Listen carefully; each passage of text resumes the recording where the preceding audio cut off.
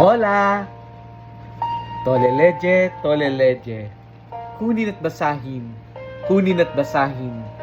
Ako po si Kuya Sam Pagaduan, ang inyong kasama sa ating lumalim at mamunga Gospel Reflection. Ngayon ay February 10, 2026. Ang mabuting balita ng Panginoon ayon kay San Marcos, chapter 7, verse 1 to 13. Noong panahong iyon, may mga Pariseyo at ilang eskribang galing sa Jerusalem na lumapit kay Jesus. Nakita nila na ang ilan sa mga alagad ni Jesus ay kumakain ng hindi muna naghuhugas ng kamay sa paraang naayon sa turong minana nila. Ang mga Hudyo, lalo na mga Pariseyo, ay hindi kumakain hanggat hindi nakapaghuhugas ng kamay ayon sa turong minana nila sa kanilang mga ninuno. Hindi rin sila kumakain ng anumang galing sa palengke nang hindi muna ito hinuhugasan.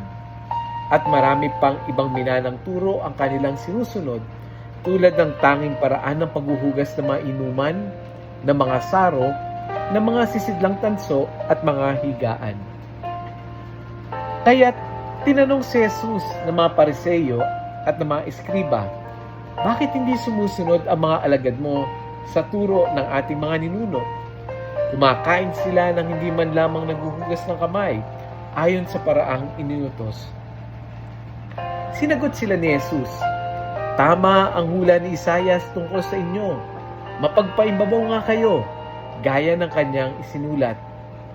Paggalang na handog sa akin, bayan ko'y paimbabaw lamang, sapagkat sa bibig at hindi sa puso ito bumubukal. Pagpupurit pagsambang ginagawa nila'y walang kabuluhan. Ang utos ng tao ay tinuturong utos ng may kapal. Niwawalang kabuluhan nga ninyo ang utos ng Diyos at ang sinusunod ninyo'y ang turo ng tao. Sinabi pa ni Jesus, kay husay ng paraan ninyong sa pagpapawalang bisa sa utos ng Diyos, masunod lamang ninyo ang mga turong minana ninyo. Tulad nito, iniutos ni Moises na igalang mo ang iyong ama at ina. Ang magsalita ng masama sa kanyang ama o ina ay dapat mamatay. Ngunit itinuro ninyo, kapag sinabi ng isang tao sa kanyang ama o ina, ang anumang maitutulong ko sa inyo ay korban.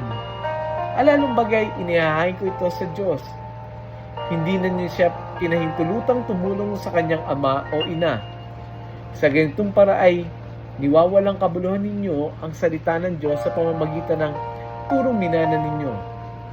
At marami pang bagay na tulad nito ang ginawa ninyo. Ang mabuting balita ng Panginoon. Pinupuri ka namin, Panginoong Hesukristo. Magandang araw po sa inyong lahat. Magandang gabi sa mga nasa abroad. May isang salitang madalas nating gamitin. Yung salitang iyon ay tinatawag nating legalistic. Ito yung mga taong sobrang higpit sa batas. Talagang by the letter ng pagsunod. Kabisado ang batas hanggang sa kaliit-liit ang detalye. Para bang ang prinsipyo nila ang utos ng hari hindi mababali. Sa ebanghelyo natin ngayon, ganito mismo ang nangyari. Pinuna ng mga Pariseyo si Jesus at ang kanyang mga alagad dahil hindi sila naghuhugas ng kamay ayon sa tradisyon bago kumain. Kung tutusin, may mali ba doon? Di ba? Sa praktikal na dahilan, wala naman. Sa usaping kalusugan, tama naman. Ikaw nga mismo, ako nga mismo, di ba?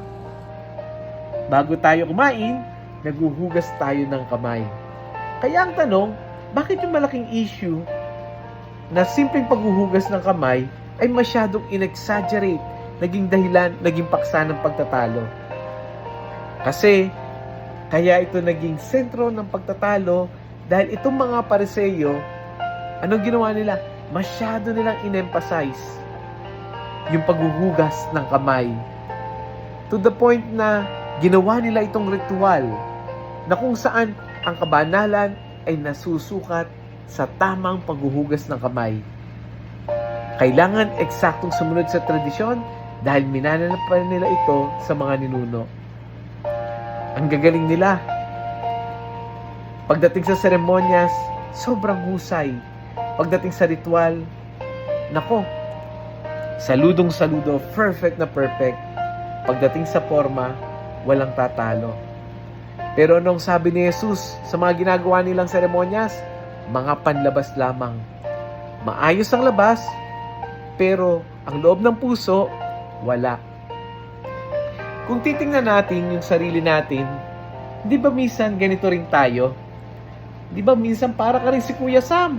Nako, nagsisimba tuwing linggo, pero hindi marunong magpatawad. Napaka-religyoso, pero walang malasakit sa kapwa na nasa harapan niyang nangangailangan. Alam ang lahat ng nobina, pero mahusay manghusga. Puro tayo forma, puro tayo tradisyon, pero kulang sa tunay na relasyon sa Diyos at sa kapwa. Kaya nga, anong paalala ng gospel natin ngayon? Hindi masama yung ritual, hindi masama yung tradisyon. Pero kapag ang mas mahalaga na ay yung forma kaysa sa puso, doon nagkakaroon ng problema. Dahil ang tunay na pananampalataya ay hindi nasusukat sa dami ng dasal, kundi sa lalim ng pagmamahal. Ang tunay na kabanalan ay hindi sa dami ng seremonyas, kundi sa kakayahang magpatawad, umunawa, at magmahal. Ito yung hamon sa atin ng gospel natin ngayon. Maging Kristiyano tayo, huwag lang sa labas, kundi sa puso at gawa. Amen. Let us pray. Panginoong Hesus, linisin mo yung aming maruming puso. Huwag mong hayaang ang aming pananampalataya ay manatili lamang panlabas na ritual at tradisyon. Turuan mo kaming magmahal ng totoo, magpatawad ng bukal sa puso, at magmalasakit hindi lamang sa salita, kundi sa gawa. Nawa, ang aming pagsamba sa iyo ay hindi lamang nasa labi, kundi nagmumula sa pusong tapat at mapagmahal. Amen. Friends, share natin yung audio gospel na to sa iba.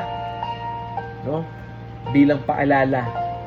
Share natin to sa ating mga ka-GC, sa ating mga sa ating mga classmates, kamag-anak, kaibigan. Malay mo, ito yung gospel na gigising din sa kanila. Muli, ako po si Kuya Sam Pagaduan, lagi nag-aanyaya. Halina, tayo ay lumalim at mamunga. Lumalim sa pananampalataya at mamunga. Mabuting gawa. God bless us all.